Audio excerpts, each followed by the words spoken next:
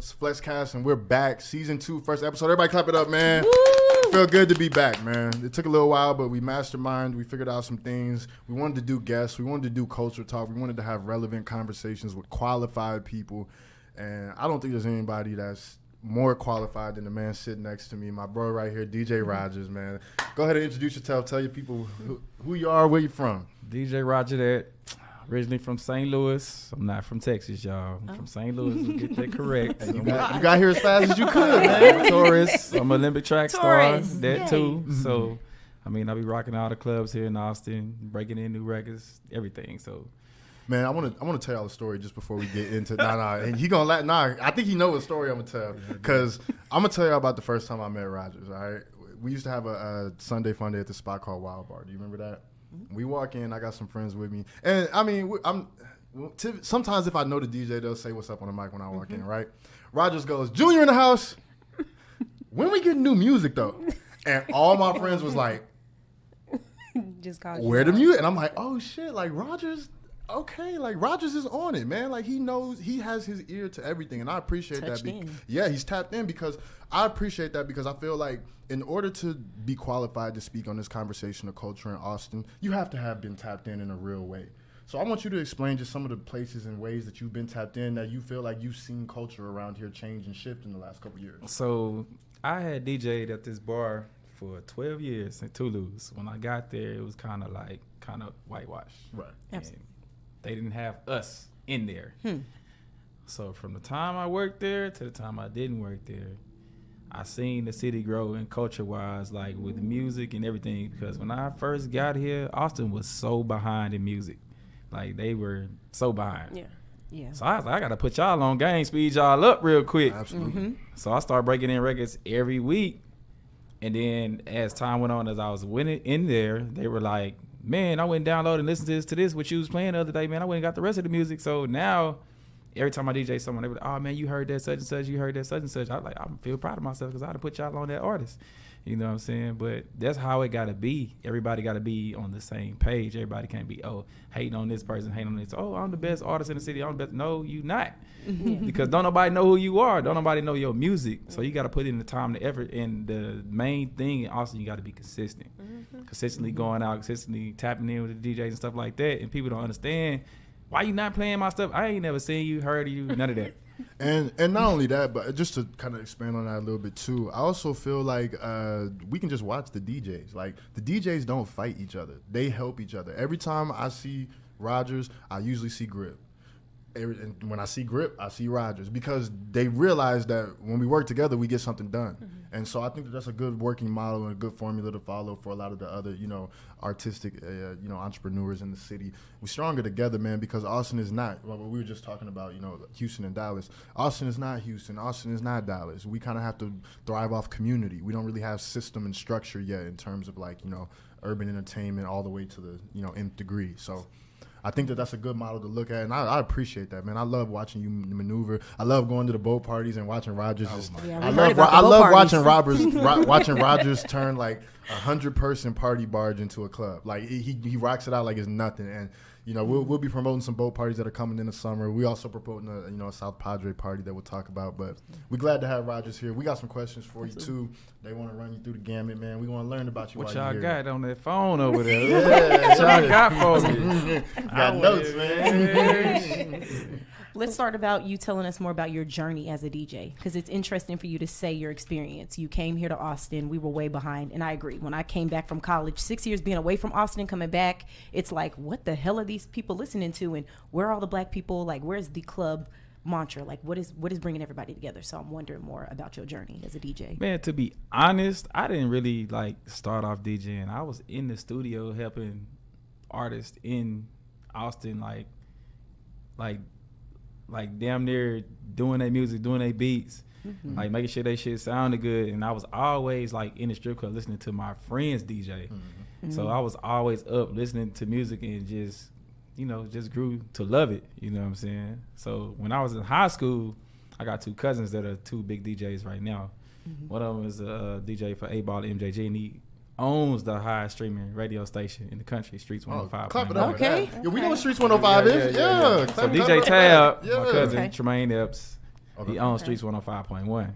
Okay. So they both stopped high school altogether, and they were traveling the world when I was in school playing sports. And DJ Twin, who's also a big DJ, he left high school about 14, 15, traveling the world with Sean Kingston. Now he is the official DJ for Lil Durk. His first show was Saturday in Houston with Future. So I'm happy for him too. But like that's lit, those man. two, like watching them two grow, going through Jibs, Jaquan, and Baby Hugh and artists like that. When I was little, I'm like, dang, these niggas really getting it. You know what I'm saying? I seen them getting back early. So it's like, I know it's in me, but do I really want to do this? But I was so hooked on track that I couldn't really give it my all.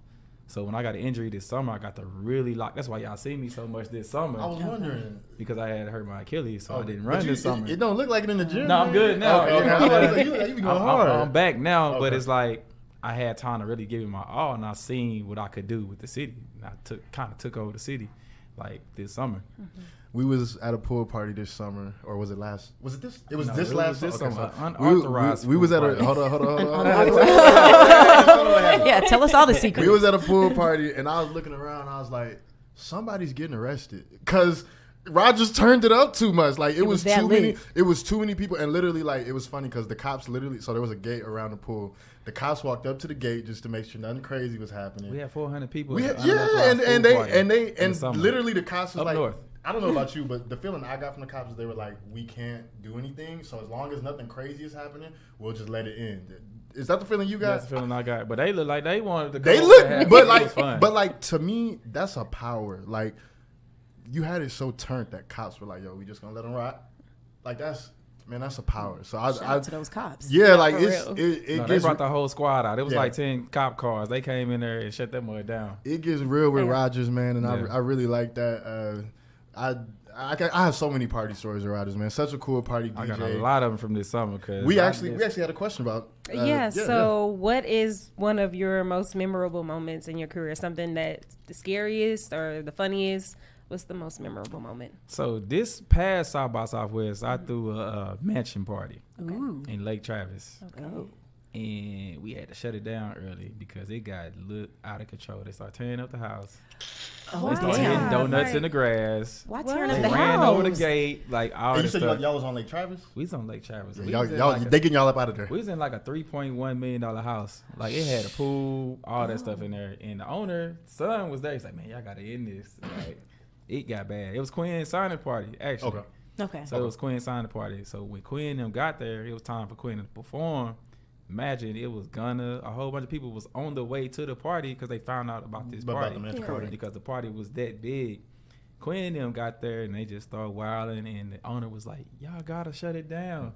Talking about this was brand new planted grass, palm trees. They run it into the trees. Like they bodies or they cars? No, they cars. So they were that lit. Yeah, they came in there with them Hellcats. They was in there doing donuts. What the engine can do. Let me kind of preface this. This is during South by, right? This is South by. Okay, so for those of y'all listening who are unaware, Austin, like we were talking about with Afro Tech Week, during South by, Austin turns into like another planet, right?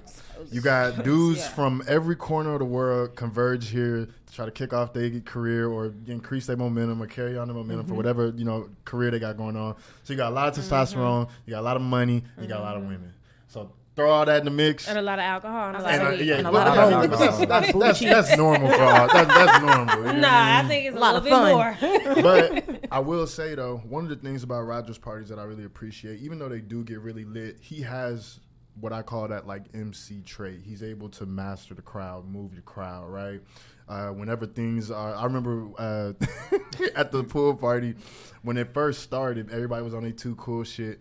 Rogers got on the mic. He's like, God damn it, if you're not finna come in here and turn up, get out of here. And literally, like, it kind of took all the tension out of the party, and everybody started loosening up, throwing people in the pool, like, from there. So he knows how to control his parties. If you've never been to a Roger party, I want to let you know you're so sleep. You need to follow his Instagram. Give me your Instagram, man.